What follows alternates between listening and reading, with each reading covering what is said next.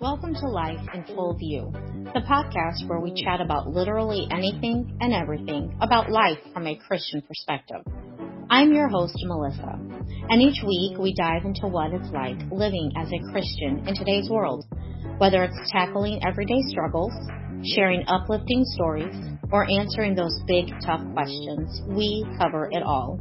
Think of this as your space to find inspiration, practical advice, and a sense of community. So grab a cup of coffee, get comfy, and join the conversation. Let's navigate this journey of faith and life together. Hello, ladies. I hope we have all had a great week. We're getting things together for school and church and just craziness going on, but it's so busy, it's so fun. I'm going to switch gears here today on the fly. I had another podcast ready to be posted. But I'm thinking with school right around the corner, well, actually some probably schools have already started, I just wanted to take some time to talk about all the happenings with the ins and outs of school and schedules and all of that fun school stuff. Most of this will just be basically about our decision and why we decided to go the route that we are going this year, and just a testimony as to how the Lord works and how the Lord provides. So this year, we have decided to homeschool our children.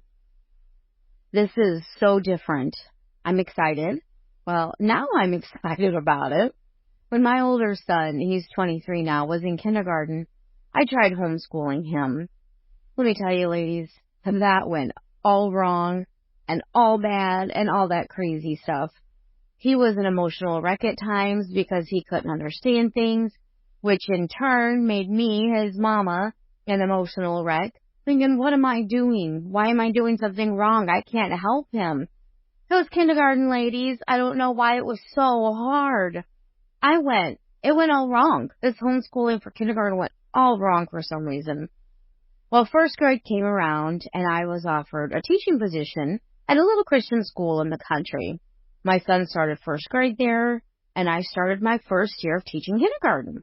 So I've been teaching since my son was in first grade, and he's now 24 almost, until now. We have moved from Indiana to Arizona.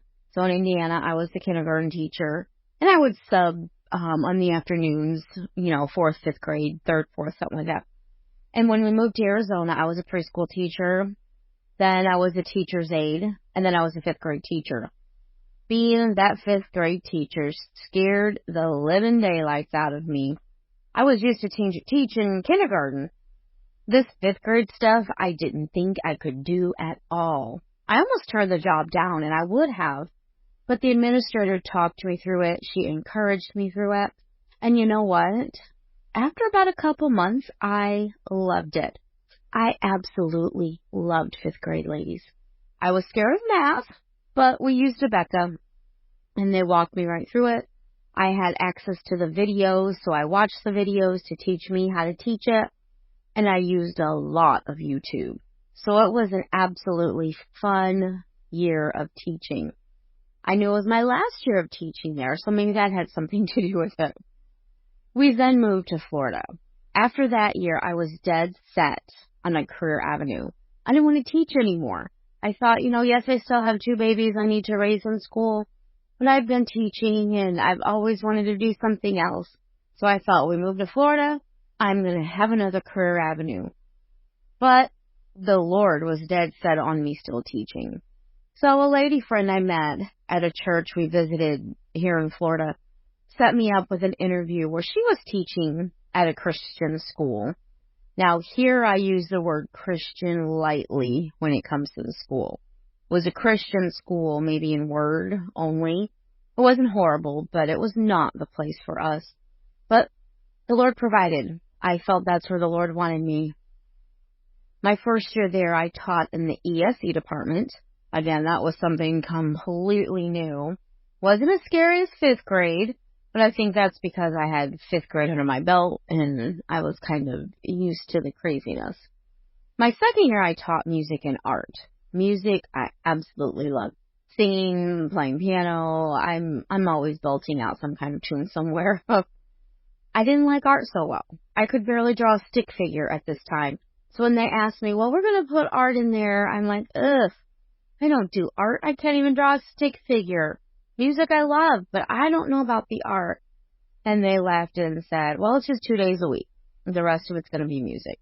So after about a month into teaching the art the 2 days a week, I actually started liking it.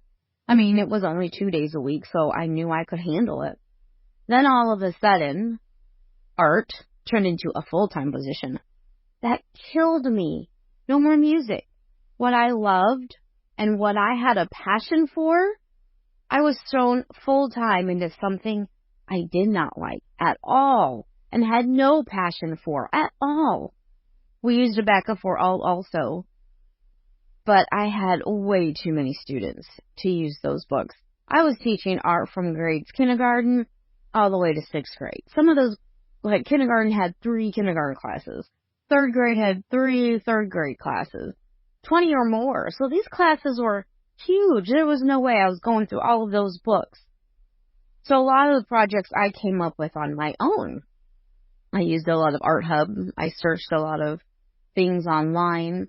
The kindergarten, 1st and 2nd, I was used to. I had a curriculum for that I had made up actually when I was teaching kindergarten. So it was pretty easy for those few grades. But when you get up into 5th and 6th grade, they expect you to know what you're doing and a little bit more. But by the end of the year, I have to say I really, really ended up liking art. I was actually looking forward to teaching art the next year. But as much as I was looking forward to it, I was offered the music position. So that was fun and exciting. So my 3rd year there, I was set up to teach full-time with music, which then in turn, they called me over the summer, and it turned into a part-time music position, which in turn turned into no music. I guess the school wanted to use the funds elsewhere. Not that music would cost that much, so I was a substitute this past year. All the while praying for something different and wondering what the Lord had planned for me and my children. I was praying and searching this whole past year. Lord, you know I need work. You know we need something different school-wise. This was not a good environment for my kiddos. My husband and I sat down one day and we actually talked about what we thought our kids had learned there. Academically, they were doing okay. I had one who wasn't doing so well, but the other one was doing good. But spiritually, we come to the conclusion that they did not learn anything at all. Not one good thing spiritually. They were actually regressing, and that thought scared me to pieces. Homeschool crossed our minds for quite a while, but I kept thinking back to when our oldest was little and I tried homeschooling him. He was only 1 that I was trying to homeschool. Now this would be 2 I was homeschooling. I've always wanted to try again. So I was kind of actually warming up to this idea more and more. They had scholarships for this Christian school that they were in. And someone had, they had let me know, well, when you homeschool, they can cross it over to where they can give you the funds for homeschooling. They wouldn't give it to us, but reimburse us for the funds. And it was all covered. So since the scholarship was covered for the Christian school, I think that's why I stayed there so long. I didn't have to pay anything, which is not a good reason to stay. But I never felt so strongly the Lord telling me, you need to be gone until this year. So again, the hubs and I talked about the kids' spirituality. One was thriving, but the other kid, we were having so many issues with. We actually talked about maybe homeschooling the one, putting the other one back into school. Maybe the one-on-one would be good for the one child. But the more we thought and prayed about it and talked about it, the more our hearts were leaning to keep them both home. Honestly, ladies, I didn't want or have the desire at this time to homeschool. It had been so long, and I was scared. I need to work, and homeschooling was all day. I knew the schedule would not work to let me work like I needed to help fund our household. And I guess that was my biggest issue. I have to work. We will not financially make it without our 2 incomes. But the Lord kept nudging, and the Lord kept pricking our hearts. As I was succumbing more and more to the idea, looking up curriculums and things to do with the kiddos, A teacher friend of mine had put on her Facebook page that her church was starting a homeschool co-op. Now, I know some of you probably know all about co-ops, and some of you never heard of it. I've heard of it, but didn't know the ins and outs of it. So this really piqued my interest, so I looked into it. Once I talked to this lady friend of mine, it sounded wonderful. My kids knew this lady already. They loved this lady, so I was all in.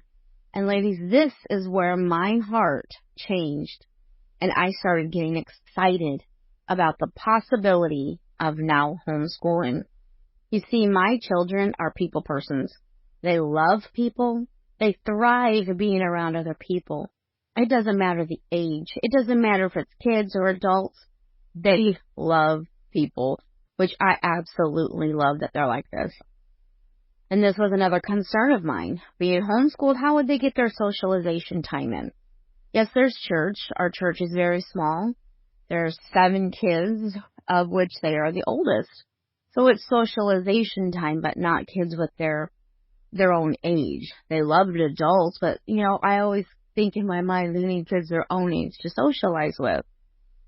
So this co-op really lit a fire in me, and I began researching more and more with curriculums.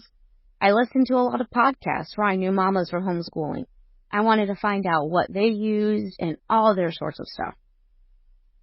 Then I learned the scholarship that they had at this Christian school, as I was saying, could be used for homeschooling. And that really lit me on fire too. So I started investigating it and wondering, how is this going to happen? Ladies, Florida is a great homeschooling state. Sure enough, what the Christian school was going to get, we could use for our homeschooling needs. So now here we are. I'm almost ready with what I need, and I'm fixing to start ordering what I need for their school. Oh, ladies, now I'm so excited. I'm feeling like I'm ready. I feel like I have the tools I need to get started. I'm not stressing anymore about the what ifs. One child is excited, and this child and I are making plans, and we're writing our schedules. The other still is not, and wants to go to a real school, if you will, for friends and all. As we try to explain how this school just wasn't right for them, and we list the things that they've come to us about, and they have asked us, well, why does the school do this? If this is a Christian school, why do they this? Why do I hear this? And why do I do that? So we just started explaining to them that the Lord just provided this year for homeschooling, and that we thought keeping them in that school, we felt we're doing wrong by them. And of course, also by the Lord. This appeased the one, still doesn't like the idea. And this is what brought me to want to do a back to school podcast. I'm seeing all kinds of things on Facebook about school prayers, how to pray for your child, how to pray for their teachers, all kinds of things. Proverbs 22:6 says, train up a child in the way he should go, and when he is old, he will not depart from it. This verse is what really challenged me to make this decision to homeschool our children. Prayer and the Lord also. I believe the Lord put this on my heart all the time as his way of saying, okay, Melissa, you're always telling me to throw bricks at you, so here's your brick. I'm going to keep this verse at the top of your mind so you know that this is what I want for you and your children. I believe training your children should come from the home. It starts at the home. We should not send them somewhere else, no matter how Christian of a school it is. The training starts at home, ladies. So sending them to where we were, then trying to retrain them the right way, was just not working for us. So we're not doing our kids any favor, and we're training them in the way that they should go.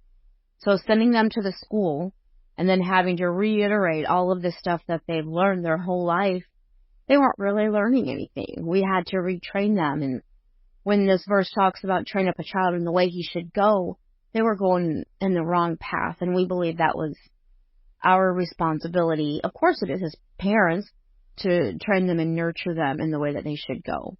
This whole time I kept asking the Lord, can you please just open a good Christian school so I don't have to worry about this homeschooling thing? He did not, but he gave me a better answer. Ladies, his ways are always higher than ours. He knows what's best. And once we surrender, we're so much happier and so much more at peace and have so much more contentment. The Bible puts a big emphasis on the importance of education and encourages us parents to raise our children in a way that honors and glorifies God.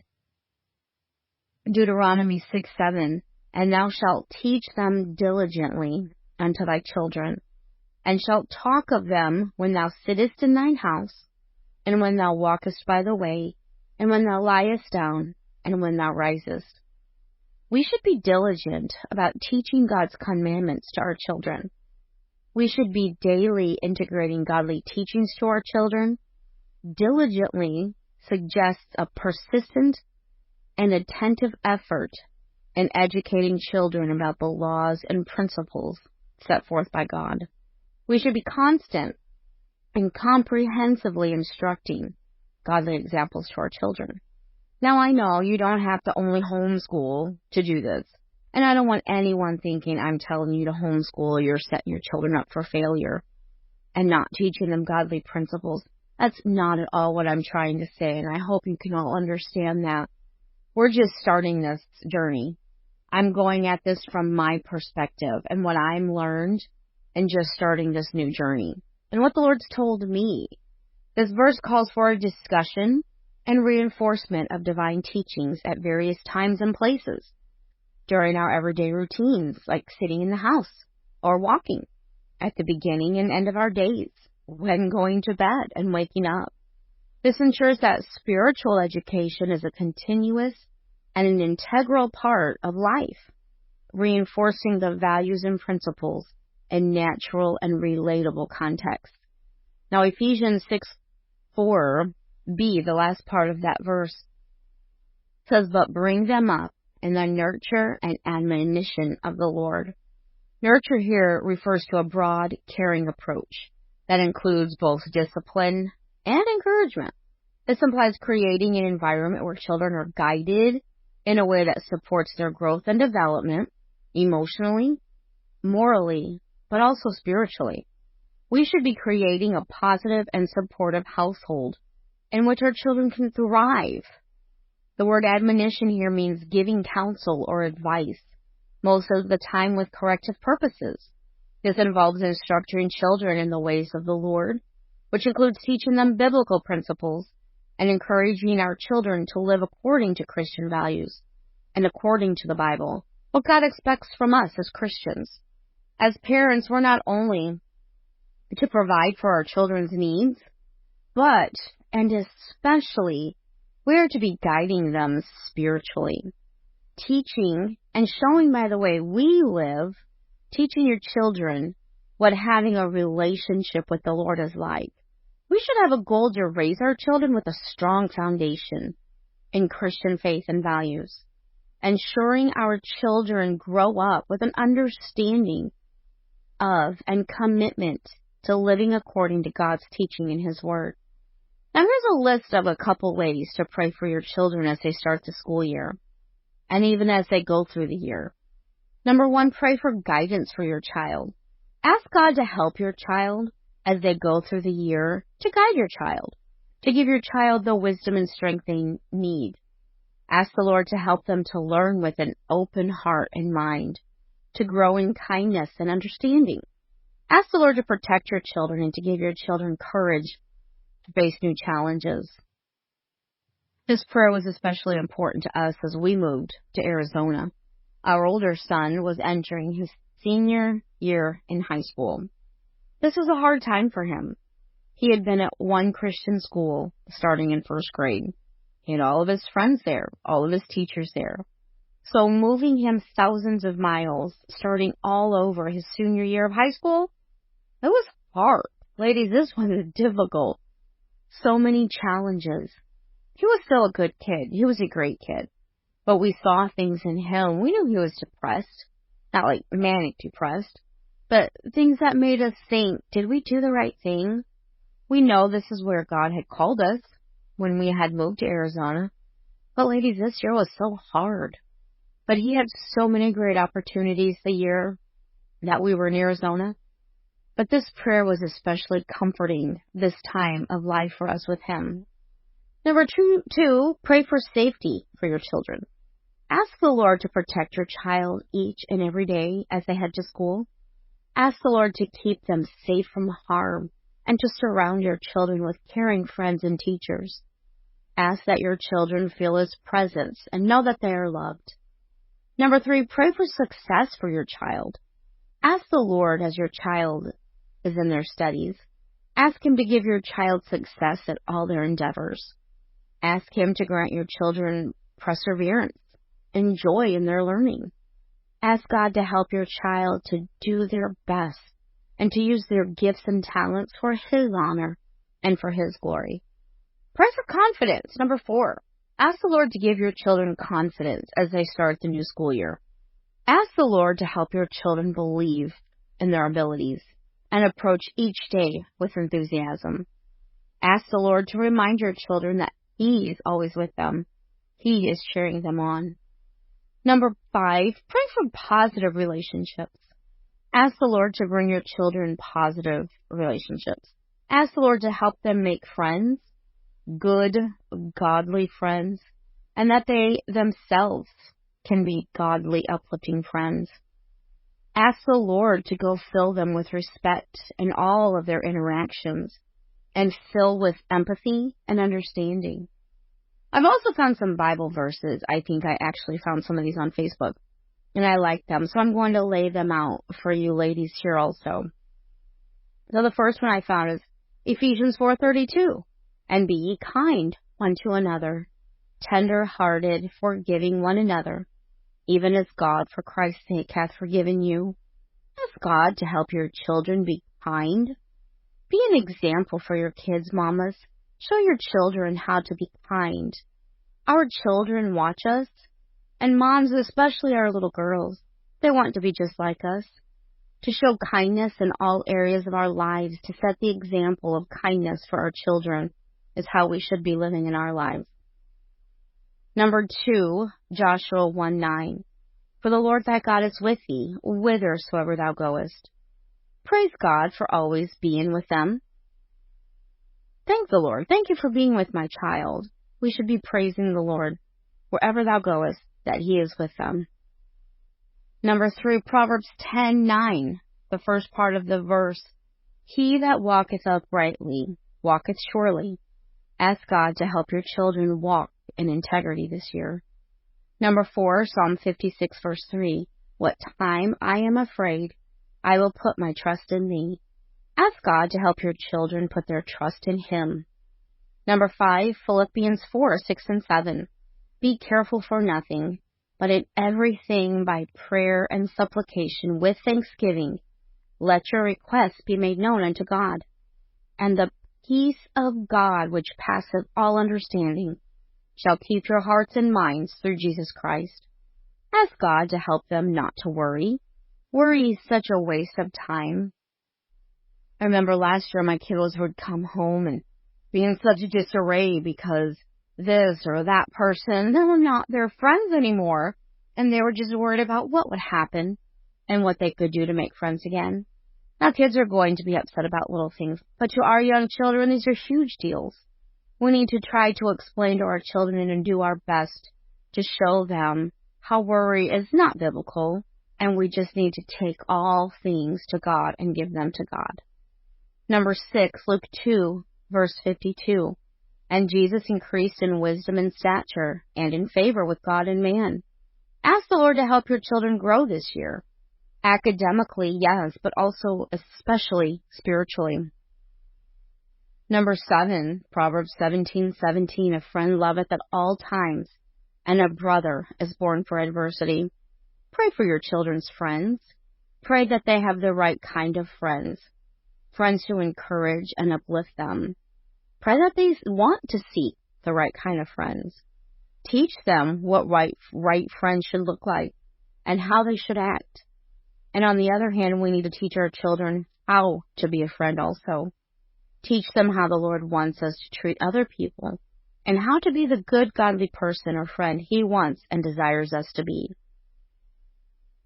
Number 8, Colossians 3:23. And whatsoever ye do, do it heartily as to the Lord, and not unto men. Ask the Lord that you have hard-working children, that they work hard, that they want to work, and if they need help, to ask. My husband has this saying his dad always said, and he has said it since before I married him. He'll say, can't, never, could do nothing. So pray for our children that they work hard. Number 9, James 1:5. If any of you lack wisdom, let him ask of God that giveth to all men liberally, and upbraideth not, and it shall be given him. Ask the Lord to give your children wisdom.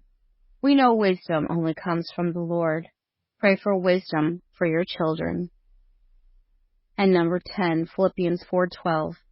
I know both how to be abased, and I know how to abound. Everywhere and in all things I am instructed, both to be full and to be hungry, both to abound and to suffer need. Ask God that your children are content in all circumstances. Now, ladies, these prayers also come with us as parents teaching these things to them. They're going to know how to be kind by our example. They're going to know God is always with them by how we go to God in every circumstances that we go through. They're going to learn integrity by how we conduct ourselves. They're going to learn about trust by how we ourselves put our trust in God. They're going to learn not to worry by how we have faith and give things to God instead of worry about things. They're going to learn to grow by how they see us as parents, as their parents in the Word of God and growing ourselves through His Word. They're going to learn about how having good friends by the company that we keep and how we treat our friends. They're going to learn about hard work by how we as their parents work. Are we lazy? Do we work hard? They're going to learn about wisdom by how we learn and grow and ask God to continually give us wisdom. And lastly, they will learn to be content in their circumstances by how we show them how our lives are or are not content. Do we praise the Lord for difficulties in front of our children? Showing them that no matter what, we should live a life of contentment. Now, ladies, we should also be praying for our children's teachers, especially our children's teachers. We know our children. We know how that can be. And when there's 20 of our children in that classroom, they need prayer. I found this little prayer online. I don't have who wrote it, so I cannot credit this person. But I thought it was so good. Pray this in front of your children also, so they know how important it is to pray for their teacher. Here's the little prayer I found. It goes like this. Dear Lord, thank you for the amazing teachers who have given their lives to serve our children as they prepare for this new school year. Fill them with strength to lead, grace to guide, and hope to thrive in their classroom. Bless them beyond measure for their willingness to pour out into the next generation through education. Amen. I would try to make a prayer very important to my children before school every day. About 5 minutes before arriving at our school, everything would go off. The radio would go off, the kids would put their books down, put their breakfast away, and we would take the next few minutes before arriving at school to pray. We would ask God to help us through our days, to guide and direct our thoughts and our words and our actions, to help with the schoolwork and any tests and quizzes that they might have. We made prayer a priority before school every day, and I hope in some way this helped our children throughout their day. As the new school year begins, it's so important to focus on setting a supportive environment that nurtures both academic and spiritual growth. Ladies, let's encourage our children to set positive, realistic goals that can provide a sense of direction and purpose. As parents, we can help our children through this year by engaging in regular discussions about their aspirations, their dreams, challenges, and the values that guide their decisions. We need to be reinforcing the importance of perseverance, integrity, and compassion in both their schoolwork and in their interactions with others. Help our children build a strong foundation for their character development.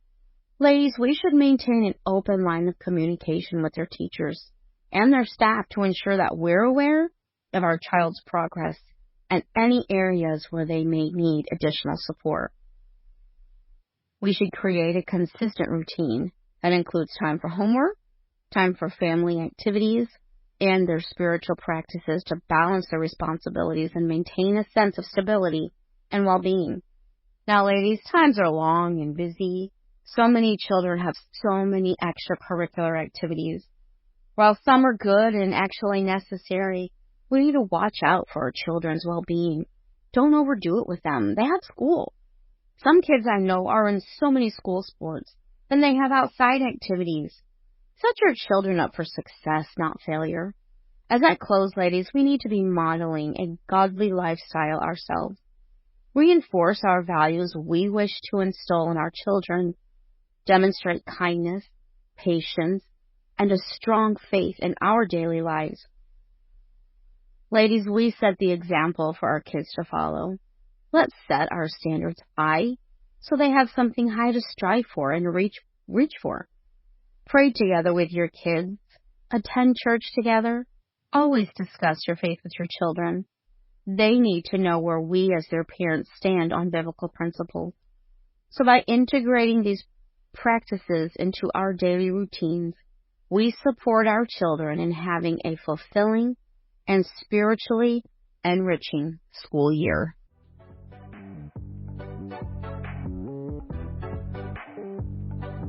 Thank you so much, ladies, for taking the time to sit and listen in this episode of our journey of life and faith. I pray this podcast has been encouraging and a blessing to you. If so, please like, subscribe, and share with your friends. I pray this podcast will grow your relationship with Christ and help you fall more in love with Jesus and be the Christian God has called you to be. Thanks so much for tuning in and listening to this episode. Until next time, God bless.